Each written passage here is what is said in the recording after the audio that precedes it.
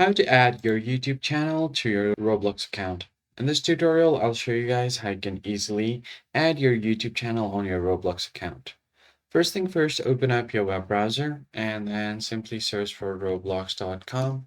If you have the app open, that's all right as well. You don't need to particularly open up the app, so I'm just going to show you guys with the browser.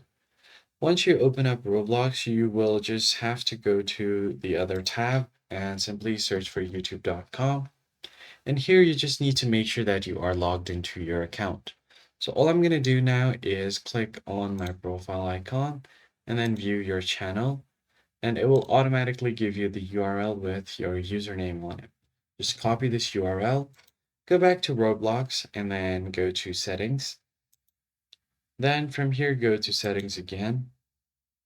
Once landed on the settings page, you'll find your account info, your personal details, and right below here you have social networks. And here you can add your Facebook, your Twitter, YouTube.